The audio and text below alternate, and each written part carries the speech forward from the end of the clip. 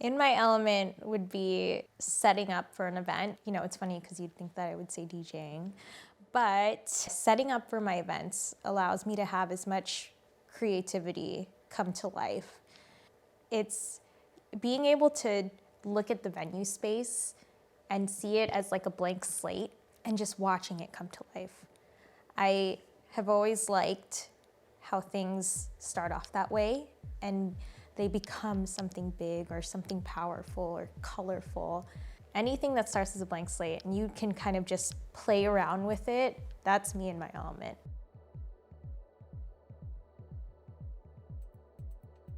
My name is Lex. I am 28 years old and I DJ, I do event coordination, slowly want to get into producing, and I'm from the Bay Area, specifically Vallejo, California. I was a speaker hog when I would hang out with my friends, and they didn't complain. Like, they liked my taste in music, and it was like that for at least 3 or 4 years. And people would joke, and they're like, you should learn how to DJ. And I'm like, nah, that looks too difficult. But then I ended up working with someone in SF that ended up being my mentor. Shout out to Corona.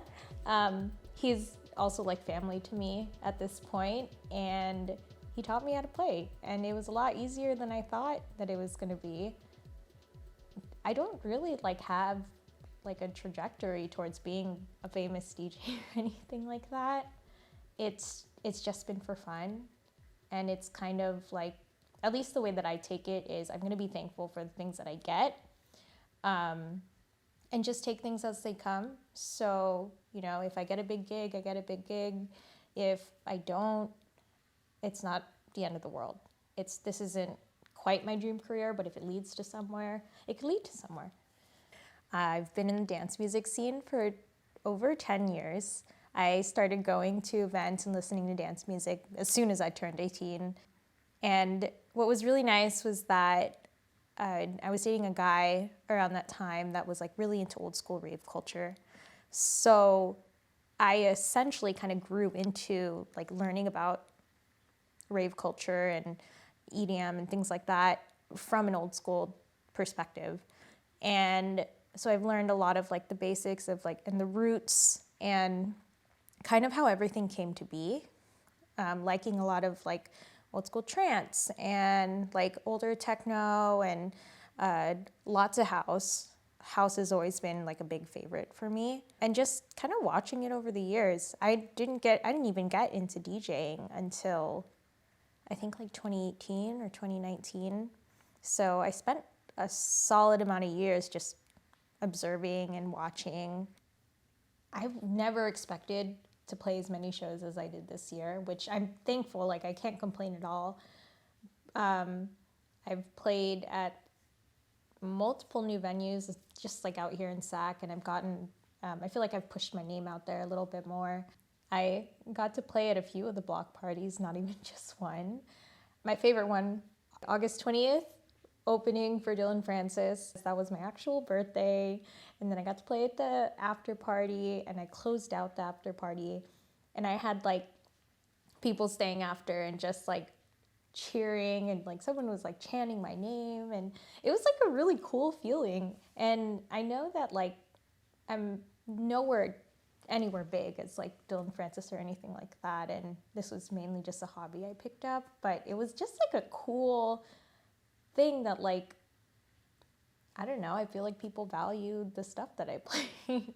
I also have thrown multiple events, been able to work with Flamingo House, with Jets. I've played at Lowbrow. I've played at Halcyon within, I think twice within the past couple of years. I actually, just last month, played in Hawaii for the first time. And I think that should be it. I'm probably talking it down a lot more. But I know I played a lot of really good sets, and I'm very proud of everything that I've done, just because I never expected any of it to happen.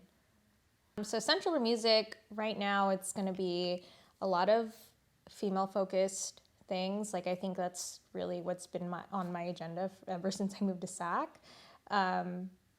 Aside from that, I want to get into producing, and then expanding on all online platforms. So a big thing is that we're headed towards a slow season of events.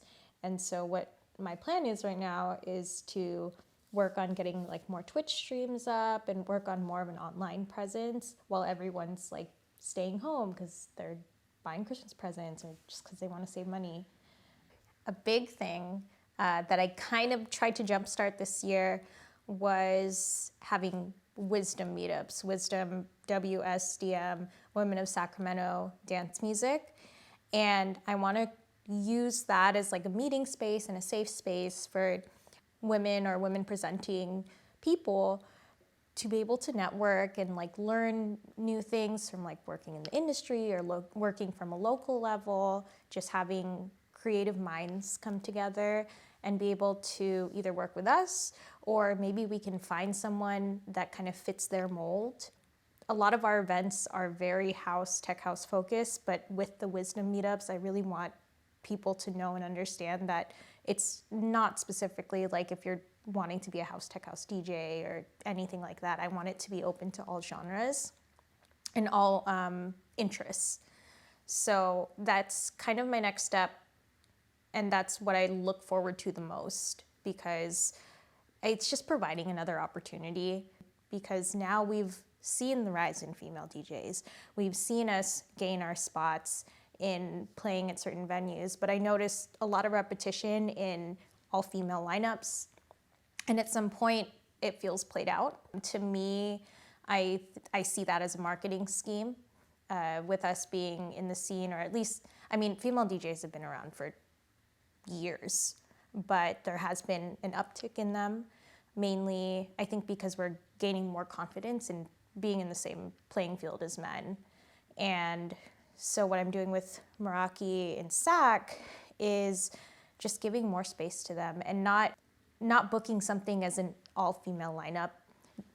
Yes, I book all women in some of my events, but it's not advertised as an all-female lineup. And I think that if anyone were to advertise it, I think only a woman should at this point in time. So Meraki itself didn't necessarily start off as only giving space to female DJs. It actually started in San Francisco to small local DJs that were kind of up and coming, that hadn't had their first shot at playing at a venue.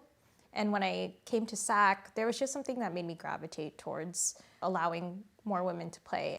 The idea of it definitely, obviously started from me because I carried it from SF to here, but I do have a team. We're really small right now, but we are all female or female presenting. And we have a few DJs. It's Groovy Goddess, which is Brooke, Dirty D, which is Danny, Von D, which is Vanya, and then more of like the setup crew and like the creative crew and everything, that's Kylie and Lexi and Nikki. It's not that I say that guys can't join. I think, with SAC being more female focused for my crew, I think I just want to see how it runs. And I think that having it from a different perspective of like what we want, how we want creative things to kind of pan out, and just like getting more women involved in the scene is really like the biggest thing. I think I just see too many guys working in the scene that like, what if we had a all-female collective? And, that's what I did, and I feel like we're really kicking ass. I feel like a lot of people tend to book women as like the only female representing person on the lineup, but we play it like the earliest slot.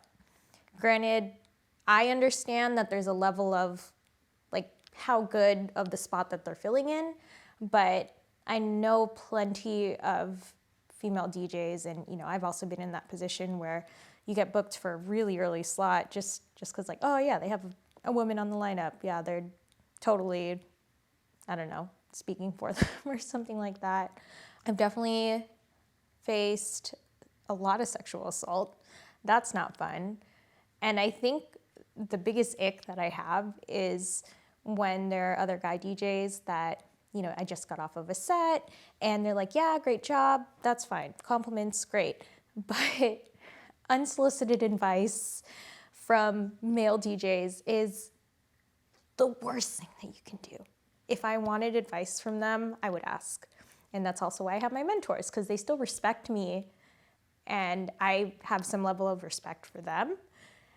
But they're not like pushing it in my face that like, oh yeah, maybe you should try this.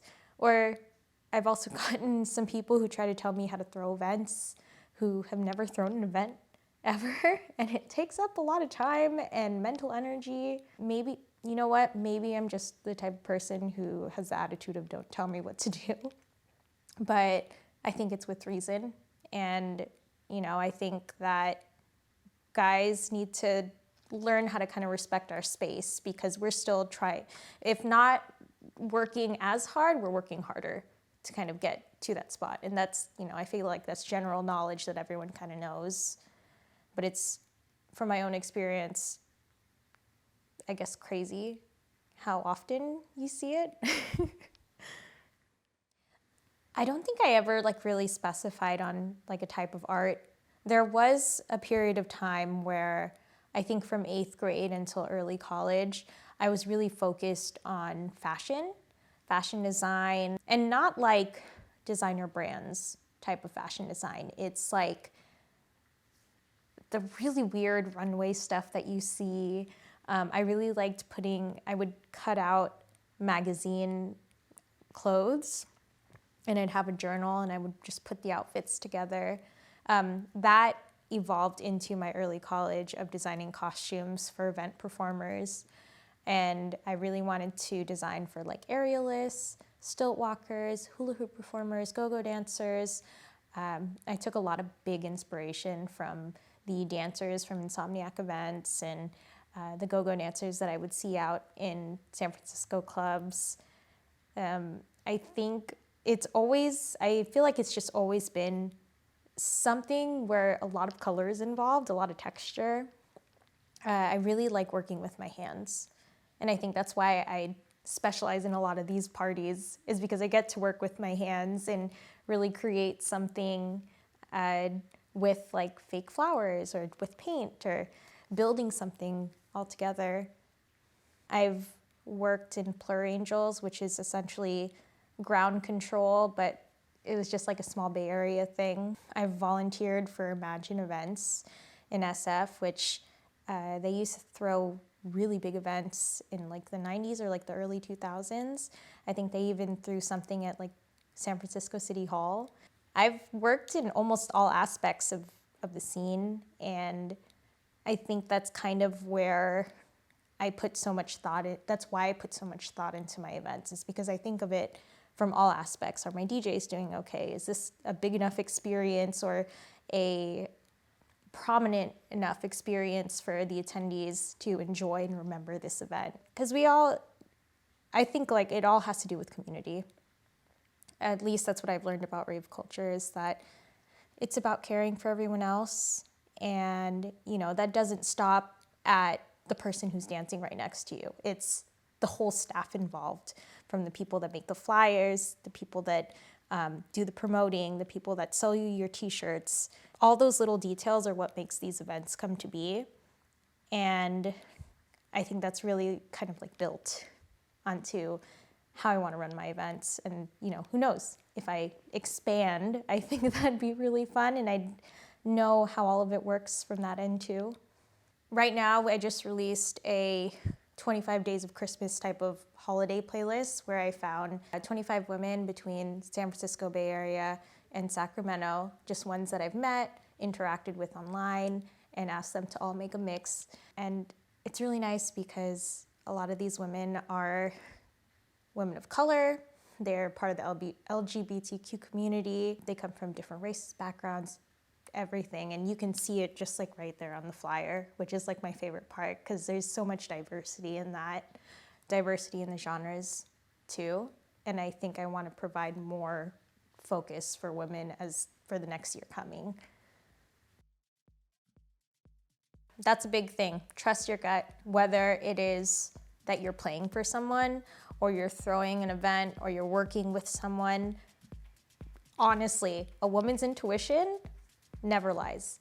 Because if you feel like you're gonna be unsafe or this person feels unsafe, most likely they're going to do something that makes you feel unsafe. And if they don't, that's just your body protecting you from something that could happen. Another thing would be to use your voice. And when I say use your voice, be loud. Do what you want to do. If someone tries to correct you in something that you feel pretty confident in, and I don't mean like messing up on like controllers or CDJs. I mean like if you truly feel like you have like a passion for something, I say follow it. Because you know, people are very quick to kind of shut us down in our ideas because it's not technical enough or, you know, it doesn't make sense. But I feel like a lot of things that I do don't make sense. They hardly make sense when I'm just like, let's put this thing together and see how it goes. And it's been working fine for me. And I think that's the biggest thing. And I think I also want to be like that safe person for people. If they face any type of like discrimination or like my biggest thing is sexual assault, coming from my own experience and you know some other friends who have had experiences like that as well. That's still something that we really don't speak up about. So I'm hoping that kind of more people will maybe use me to be able to speak up in those things. And so I guess letting everyone know that I can be that safe person.